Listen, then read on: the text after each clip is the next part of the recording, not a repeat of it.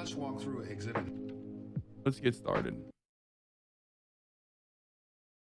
I want to make sure that there isn't like actual footage. It's just the simulated footage. I don't know if they have the real footage as well. You know what I mean?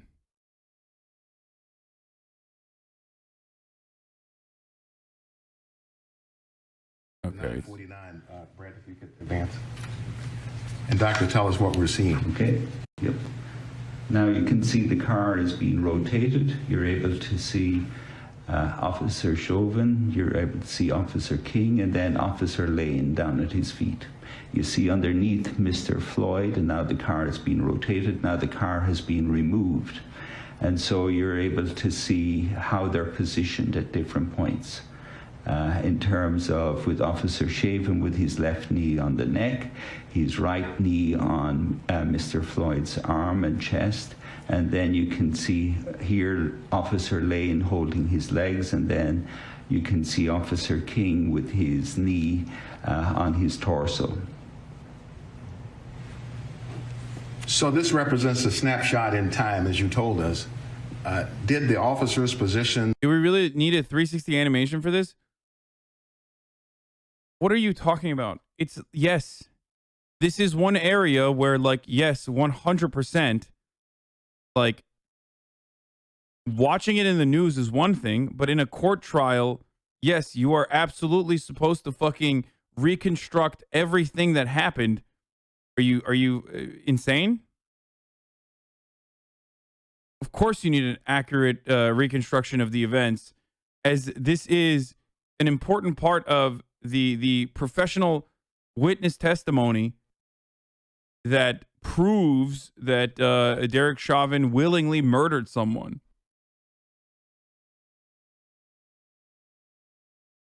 It's clear evidence. It's not like, you know, trauma porn or anything like that. It's a little different.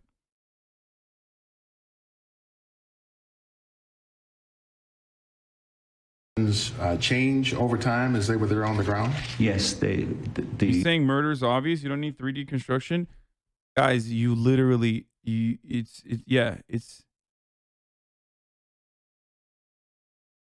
still need it. Even if it's like caught in 4K, you still fucking, it's every little bit helps. The officers' positions changed over time, and also the position of Mr. Floyd himself changed over time, and these become relevant in how we evaluate everything. And was it something you factored into your analysis then? Yes. Did you consider where Mr. Chauvin's left knee was during the encounter? Yes. For Officer Chauvin's left knee is virtually on the neck for the vast majority of the time. And when you say vast majority, are you able to be more specific? It's more than 90% of the time in my calculations. There's certain times where it becomes difficult because you don't get a good view of where it is. So, for example, I know that an Officer Chauvin's right knee is on his back 57% of the time. The reason I'm not able to say for the 43% is that I don't get a good view. I can, other times, don't have a good view of exactly where it is. So did you focus on the first 5 minutes and few seconds? Yes, I focused on the first 5 minutes, 3 seconds, because that is up to the time that we see evidence. For those of you who don't know, Dr. Martin J. Tobin is a pulmonologist and a critical care physician from the Chicago area. And he was the first witness the prosecutors called to stand in the Derek Chauvin trial on Thursday. Today, this morning. That's like, they asked him they're asking him as a professional witness to offer medical opinions, right? Because you can't have like the random person who's literally there be like, well, in my medical opinion, this is the expert testimony part of the trial, basically. Prosecutors asked if he had formed a medical opinion on what had caused George Floyd's death. Dr. Tobin said, Mr. Floyd died from a low level of oxygen, and this caused damage to his brain that we see, and it also caused a arrhythmia because his heart stopped, referring to the pulseless electrical activity or cardiac arrest. And to follow that up in this video, you're going to see this. He mentions that the low level of oxygen was caused by shallow breathing because of the fact that he was in a prone position, he was handcuffed, and Chauvin's knee was on his neck and back, and that contributed to the shallow breathing. The reason why they have to go through this piece by piece and describe it as best as you possibly can in ways that it seems like you're explaining to a fucking child is because, you know, you just have to do it that way. That's how you do it in court. It's also incredibly important testimony against expert testimony as a counter to the it must have been the Percocets in his system that actually ended up killing him. He's saying, no, we are removing doubts, as yes, correctly you pointed out. We're removing doubts that it was the opiates. It was the fucking knee on the person's neck while they were in a prone position with their hands being pulled backwards in an effort to restrict breathing as best as possible. Of brain injury.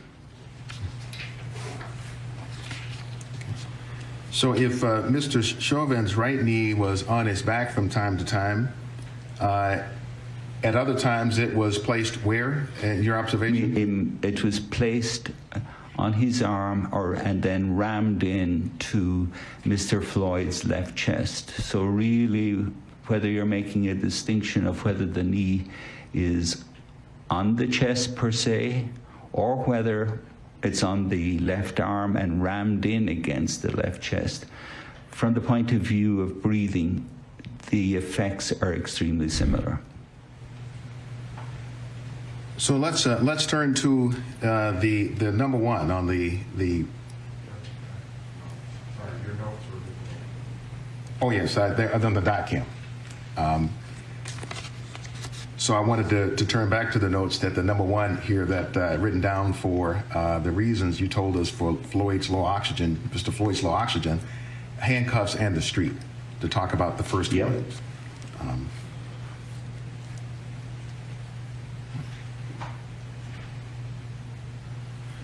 Could you first, Dr. Tobin, tell us how these various mechanisms, the four that you've discussed, handcuffs in the street, knee on the neck, prone position, knee on the neck, back, knee on the back, arm and side. How do those mechanisms fall into your work of either respiratory physiology or clinical medicine? They don't have an awful lot to do with clinical medicine, but they are directly related to my work in physiology. So in understanding the forces that the body has to cope with, these are crucial into terms of the various forces that are involved in physiology. So then turning to the first one in handcuffs and the street, the very first one, what is the effect of the handcuffs in the context of what happened to Mr. Floyd? The handcuffs are extremely important in Mr. Floyd, but the handcuffs on their own, just handcuffs per se, are not that important. It must be the handcuffs combined with the street. And it's because of the positioning of the handcuffs at the back, then how he's manipulated with the handcuffs by both Officer Chauvin and by Officer King, how they manipulate the handcuffs, and they're pushing the handcuffs into his back and pushing them high. Then on the other side, you have the street. So the street is playing a crucial part because he's against a hard asphalt street. So the way they're pushing down on his handcuffs combined with the street, his left side, and it's particularly the left side we see that. It's like the left side. I don't understand. Like when motherfuckers say, if you watch the full video, Floyd was saying he wasn't able to breathe before the cops even touched him. Okay, so what? Let's say someone has asthma, okay? And cops roll up to the scene and that person has asthma and they do the exact same thing and he dies. Is that not still fucking what cops did? It's still murder, bitch. It doesn't matter. Like that literally does not change the reality.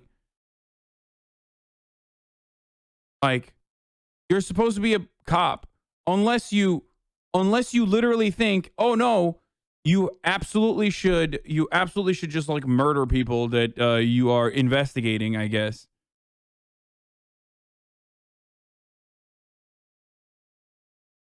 Side is in a vice.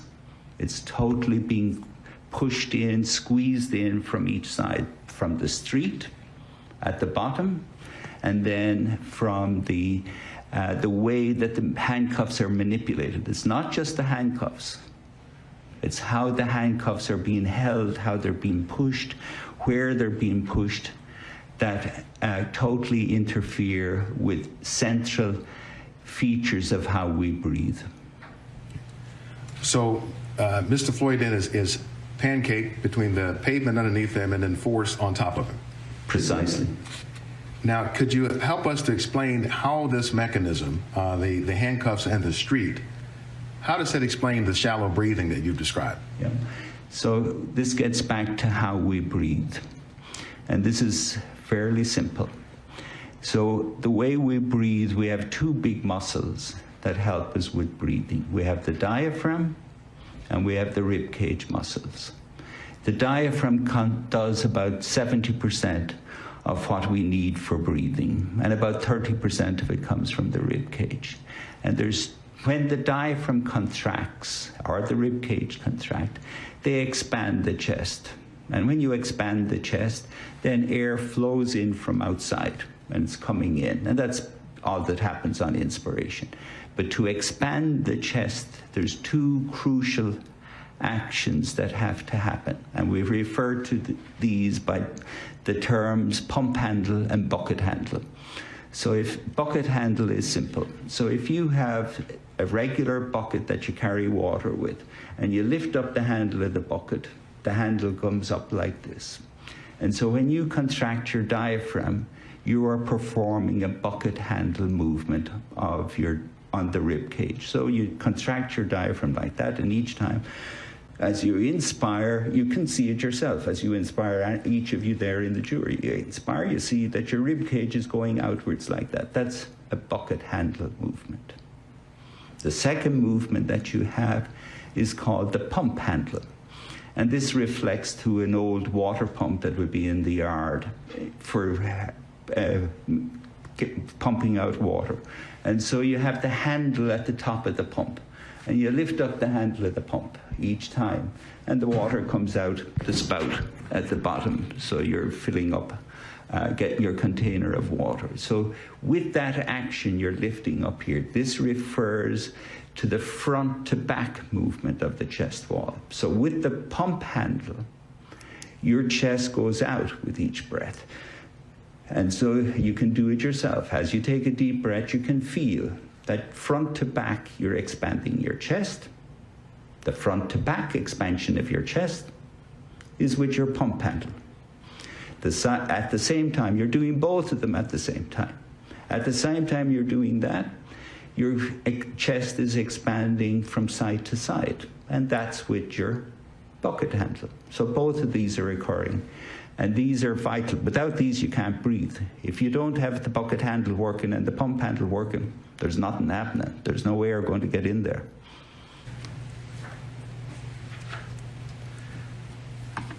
Doctor, in this case, were you able to observe whether Mr. Floyd's breathing was impacted by the handcuffs and the placement? So, like I said, he's covering all the bases here On the street. Yes, and this is the last one.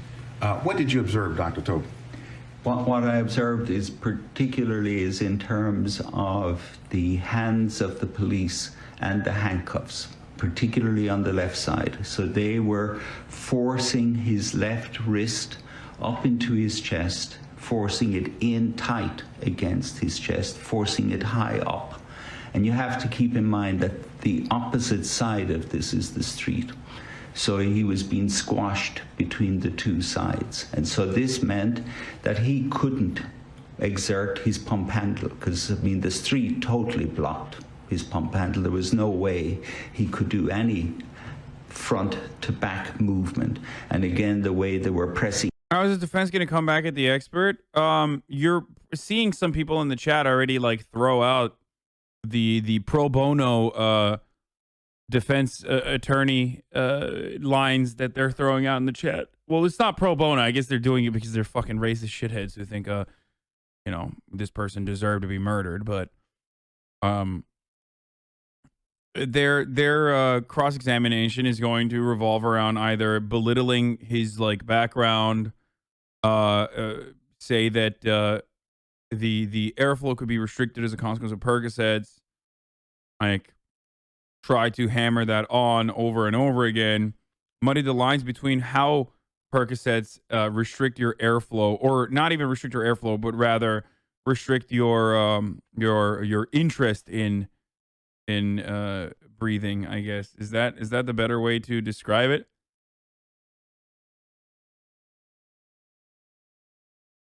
In on the back, there was absolutely no way Being that he racist could is do his own any reward, front-to-back brother. movement.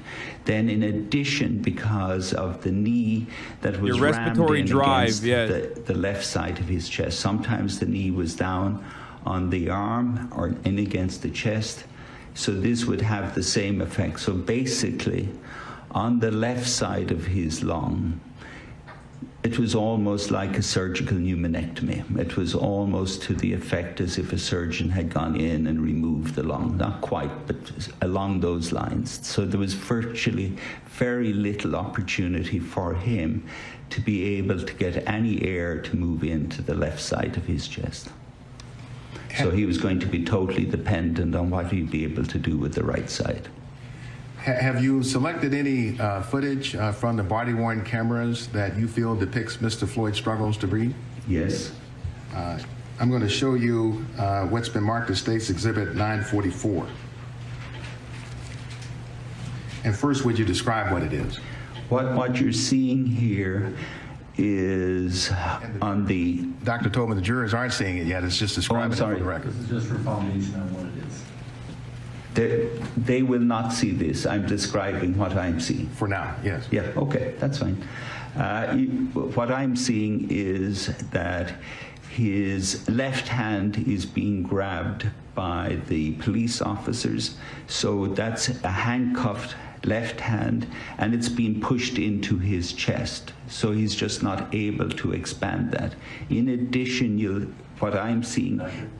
All we checked was the foundation for Oh, I what it apologize. is. I apologize. I didn't. So let's hold off and turn it Okay, back. I'm sorry. My misunderstanding. Yeah, body Your cam Honor, footage we'll came out offer already. State's It was in the Exhibit court. 944. Any objection? 944 is received. All right. Now, Dr. Tobin, the jurors can see it. Okay, So I would you- apologize. No, it was quite all right. Would you tell us what's the significance? So, now you're able to see here with the yellow arrow, you're able to see that the officer is holding Mr. Floyd's left hand. He's holding it very firmly. There's a very firm grasp on it. And then Mr. Floyd's left hand is being pushed in against his chest. So, the knee placement, like the knee placement on the left side of his chest is limiting the amount of air being able to enter the lung to a degree that, like, a doctor, like he said, a surgeon with precision removed his entire lung, right? So that's one, like, he's literally personally, I'm not going to show the fucking visuals. Guys, just, it's not going to happen. I'm not getting fucking banned, okay?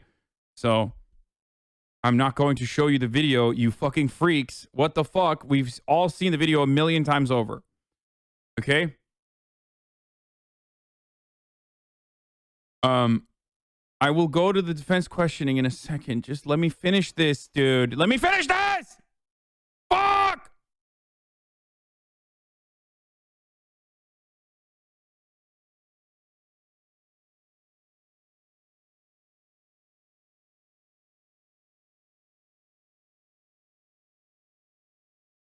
So fucking stupid for reading the chat. Anyway. And he is currently describing the right hand and wrist locking and locking of the Derek Chauvin's right hand wrist locking George Floyd's left hand up against his torso. That's further restricting his airflow. Also, we're able to see just on the side that Officer Chauvin's knee is coming in, and that's compressing in against his side as well. So the ability to expand his left left side here is enormously impaired. And also you're seeing that the size of the chain between the two, the right side and the left side, is very short. So his whole left arm is also being pulled over. And so it's preventing him also from expanding the right side. I've been focusing on the bucket handle and the pump handle on the left, but you can also see here that these are impaired, his ability to expand his chest. And of course, the key factor you must keep that isn't kind of, in a sense, seen here in one sense, is the street. The street is what is having a huge effect because he's jammed down against the street. And so the street is playing a major role in preventing him from expanding his chest. Hi.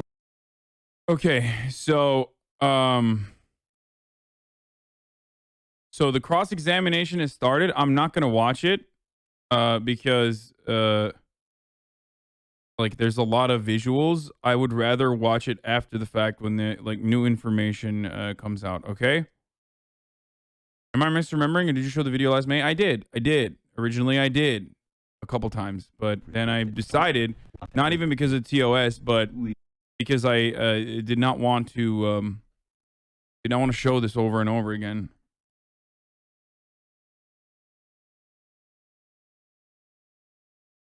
Three officers worth of street? No, 3 officers are fucking like slamming him to the street, pushing him further and further into the street. Okay. No, he's not saying the streets is the reason why he died, guys. He's saying that the cops are using the street as a weapon.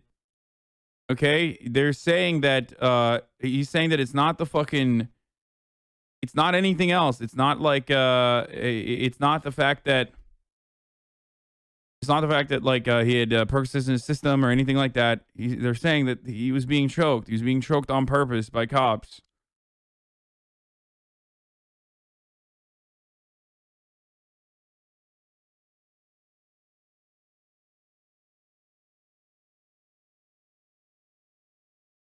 Okay.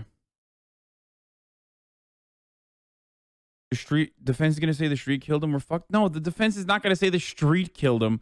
They're not going to say gravity is responsible for this thing here. They're going to say, dude, I can't believe this motherfucker did this, dude. Steven Crowder, there's a video. I can't watch this, dude. I don't want to watch this. It's so fucking nasty.